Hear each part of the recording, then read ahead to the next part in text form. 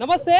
So దేశవ్యాప్తంగా ఏదైతే neat paper leakage అంశం రోజు రోజుకి చర్చనీయాంశంగా మారుతా ఉంది. సో నిన్న ఢిల్లీలో జంతర్ మంతర్లో కాంగ్రెస్ పార్టీ అగ్రనేత రాహుల్ గాంధీ గారు కూడా ప్రధానమంత్రి మోడీ ఇంటి దగ్గర అయితే ధర్నాకు నిల్చోవడంతో అక్కడికక్కడ అరెస్ట్ చేసిన పరిస్థితి.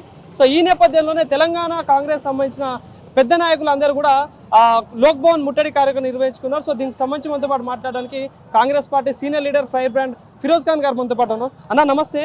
సో ఎట్లా చూస్తూ ఉన్నారు నీట్ పేపర్ లీకేజ్ అంశంలో? దాదాపుగా నెల అవుతా ఉంది, ఇప్పటివరకు ఎలాంటి క్లారిఫికేషన్ లేదు. నిన్న మీ అగ్రనేత రాహుల్ గాంధీ గారిని కూడా అరెస్ట్ చేసిన పరిస్థితి ఎట్లా చూస్తా ఉన్నారు?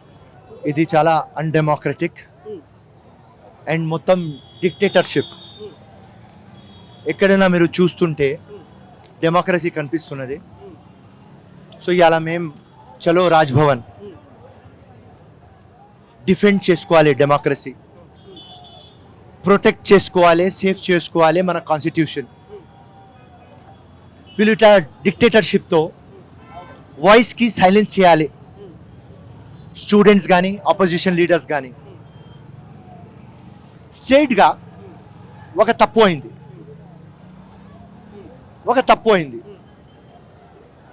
ఆ తప్పుకి పరిష్కారం కావాలి. మేమేం అడుగుతున్నాం? 3, సోనం వాంచుక్కి రిలీజ్ చేయండి, ధర్మేందర్ ప్రధాన్ రిజిగ్నేషన్ తీసుకోండి, 21 స్టూడెంట్స్ టు 20 స్టూడెంట్స్ సూసైడ్ చేసినారు, వాళ్ళకు ₹1,00,00,000 ఇవ్వండి. రాహుల్ గాంధీ కూడా వెరీ క్లియర్. ఆయన ఏం చెప్తున్నారు? ఇప్పుడు ఎగ్జామినేషన్ ఉన్నది, అది సెంటర్ సెంట్రిక్, దానికి స్టూడెంట్ సెంట్రిక్ చేద్దాం,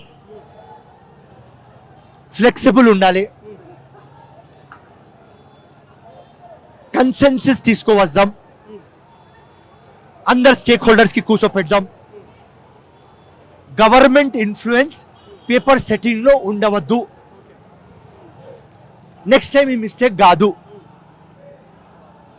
కానీ బీజేపీ గవర్నమెంట్ మిస్టేక్కి ఒప్పుంటలేరు. గవర్నమెంట్ బీజేపీ, అకౌంటబిలిటీ వాళ్ళది. సో మేం స్ట్రేట్గా ఏం చెప్తున్నామంటే, మీరు ఇట్లా అన్డెమోక్రటిక్ వేలో ఈ డిక్టేటర్షిప్ స్టైల్లో పోతే మేం మా ఫైట్ కంటిన్యూ చేస్తాం, మేం రెసిస్ట్ కాం, మేం డెమోక్రసీకి కాన్స్టిట్యూషన్కి సేఫ్ చేసుకుంటాం. అంటే నిన్న జంతర్ మంతర్లో అమ్మాయిలు కావచ్చు, అబ్బాయిలని కావచ్చు, ఏ రకంగా లాఠీ చార్జ్ చేసిలో మీరు కూడా చూసి ఉంటారు ఆ వీడియోస్. సో ఏంట్లా అంటే ప్రజాస్వామ్యం అనేది ఉందా రాష్ట్రంలో, దేశంలో అనుకుంటే ఎట్లా, ఏం చెప్తారు దానికి సంబంధించి? ఇది చూసుకొని మొత్తం లోకం, యావత్ India shame shame Modi, shame shame BJP. ఇట్లా స్టూడెంట్స్కి కొడుతుంటే ఆడపిల్లలు కూడా చూడకుండా టియర్ గ్యాస్, వాటర్ కెనన్స్ ఎట్లా కనిపిస్తున్నది అంటే ఒక జలియాన్ వాలా బాగ్. డెమోక్రసీ ఎక్కడ? ప్రధానమంత్రికి ఎందుకు ఈగో ప్రాబ్లం? తప్పైంది. ఎవరు దేవుళ్ళు కావరు, మనుషులు. ఒక గవర్నమెంట్ మిస్టేక్ అయింది, ఫస్ట్ టైం కాలేదు కదా, 3 times అయింది. దానికి సెట్ చేద్దాం, అందరు మన ఇండియన్సే సెట్ చేద్దాం. కానీ వాళ్ళ యాటిట్యూడ్, వాళ్ళ యాక్షన్ మొత్తం ఒక డిక్టేటర్ లాగా. సో ఆ డిక్టేటర్షిప్ పోవాలి, డెమోక్రసీ రావాలి. దానికోసమే మా ఫైట్. సో అంటే ఫైట్ చేసే వాళ్ళందరూ కావచ్చు, ఎవరైతే స్టూడెంట్స్ వాళ్ళందరూ కూడా దేశ ద్రోహులు, హిందూ ద్రోహులు అని చెప్పేసి కొంతమంది మాట్లాడుతున్నారు సోషల్ మీడియాలో. సో వాళ్ళకి ఏం సమాధానం ఇస్తారు?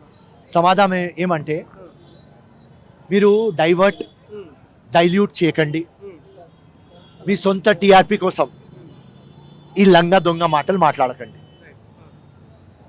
సో అంటే ఇక్కడ ఇంత జరుగుతూ ఉన్నా కూడా ఇప్పుడు తెలంగాణలో ఉన్న బీజేపీ నేతలు కావచ్చు, చాలా మంది ప్రతి చిన్న విషయం మీద రియాక్ట్ అయ్యే వాళ్ళు, ఇంత జరుగుతూ ఉంది దేశంలో, ఇంతవరకు ఒక్కరు రెస్పాండ్ అవ్వట్లేదు. దీనిపై ఏం చెప్తారు అసలు? అదే చెప్తున్నా కదా, ఇదే డిక్టేటర్షిప్.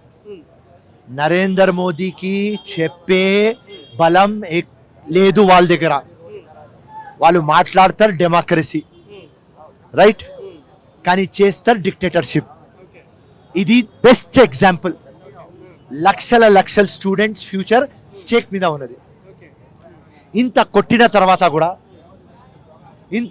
తర్వాత కూడా స్టూడెంట్స్ అక్కడ నుంచి జరగలేరు, మాకు కొట్టు అని చెప్తున్నారు. అంటే ఎంత బాధ ఉండాలి, ఎంత అన్యాయం కావాలి, వాళ్ళ ఎంత సాక్రిఫైస్ వేస్ట్ అయింది. అది అర్థం చేసుకోకపోతే ప్రధాన మంత్రి మీరే, యాక్చువల్లీ ధర్మేందర్ ప్రధాన్ రిజర్వేషన్ కాదు, నువ్వు అసలు ఫిట్ లేవు ప్రధానమంత్రి కోసం. సో ఇక్కడ ఇంకో ప్రశ్న, బేటీ బచావో బేటీ పడావో అని చెప్పేసి బీజేపీ సిద్ధాంతంలో ఉంటుంది. సో మరి నిన్న మహిళల్ని కూడా, ఆడపిల్లల్ని కూడా చాలా మందిని లాఠీ చార్జ్ చేసిన పరిస్థితి. మరి ఏ రకంగా ఇది బేటీ బచావో బేటీ పడావో అనే టైప్ అనిపిస్తుంది? చెప్తున్నా కదా, ఈయన మాటలే సబ్కా సాత్, సబ్కా వికాస్, సబ్కా విశ్వాస్, సబ్కా ప్రయాస్, ఈ జుమ్లలు నేను 100 సార్లు చెప్పినా మీ ఛానల్కి, ఈ లంగ దొంగ మాటలు బీజేపీ మాట్లాడుతుంది అని. సో దానికి దీనికి మీరు చూడండి ఎంత డిఫరెన్స్. సో వీళ్ళు చేసేది డిక్టేటర్షిప్, అథారిటరియం. సో ఈ డిక్టేటర్షిప్ పోవాలి, డెమోక్రసీ రావాలి. ఫైనల్గా ఏం చెప్తారు? నెక్స్ట్ తెలంగాణనే టార్గెట్ బీజేపీ అధికారం కోసం అని మాట్లాడుతా ఉన్నారు, ఏం చెప్తారు దీనికి సంబంధించి? అరే ఎక్కడ వస్తుంది రన్న, బీజేపీకి ఎక్కడ బలం ఉన్నది? అర్బన్లో ఉన్నది, రూరల్లో ఎక్కడ ఉన్నది? రైట్, 10 నుంచి 12 అవుతారు అక్కడ దాకానే, కానీ 10 నుంచి 60 అవుతారు. Next impossible. బీజేపీ తెలంగాణలో ఎప్పుడు రాదు, ఇది నా రక్తంతో రాసేస్తా. అంటే వెస్ట్ బెంగాల్నే సాధ్యమైంది, తెలంగాణలో ఎందుకు సాధ్యమైంది? డెఫినెట్గా వస్తామంటా ఉన్నారు. West Bengal ground reality different, అక్కడ సిచ్యువేషన్ డిఫరెంట్, తెలంగాణ డిఫరెంట్. తెలంగాణలో గంగా జమునా తహజీబ్ ఉన్నది, ఆ గంగా జమునా తహజీబ్లో ఈ లంగా పార్టీ గెలవలేరు. జై హింద్, జై కాంగ్రెస్. Thank you.